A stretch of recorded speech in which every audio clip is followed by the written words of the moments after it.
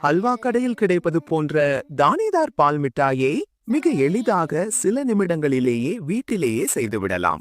முதல் முறையிலேயே இது சரியான பக்குவத்தில் வரும். முதலில் ஒரு கடாயில் ஒரு கிளாஸ் பால் ஊற்றவும். அடுப்பை அதிக தீயில் வைத்து பால் ஒரு கொதி வரும் வரை கிளறிக்கொண்டே இருக்கவும்.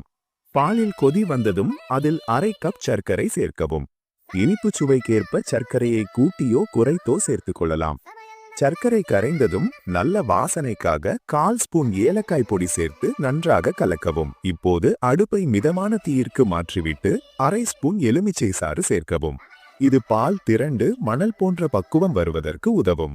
எலுமிச்சை சாறு சேர்த்த பிறகு கிளறிவிட்டு சிறிது நேரம் அப்படியே வைக்கவும். மற்றொரு பாத்திரத்தில் 1/2 கப் பால் பவுடர் எடுத்துக்கொள்ளவும். அதனுடன் 1 கப் தண்ணீர் சேர்த்து கட்டிகள் இல்லாமல் மென்மையான கலவையாக கரைத்து வைத்துக் கொள்ளவும்.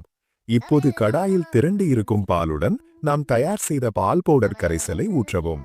அடுப்பை அதிக தீயில் வைத்து தொடர்ந்து கிளறிக்கொண்டே இருக்கவும்.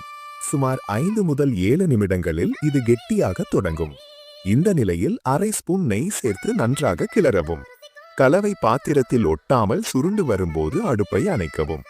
ஒரு பாத்திரத்தில் அல்லது கேக் டின்னில் நெய் தடவி தயார் செய்த மிட்டாய் கலவையை அதில் ஊற்றி சமப்படுத்தவும். இதை 10 நிமிடங்கள் குளிர்சாதன பெட்டியில் வைத்து எடுக்கவும். மிட்டாய் நன்றாக செட்டானதும் அதை ஒரு தட்டிற்கு மாற்றி மேலே பொடியாக நறுக்கிய பாதாம் மற்றும் பிஸ்தா தூவி அலங்கரிக்கவும். இப்போது உங்களுக்கு பிடித்த வடிவில் வெட்டி பரிமாறலாம். மிக எளிதான மற்றும் சுவையான தானேதார் பால் மிட்டாய் தயார்.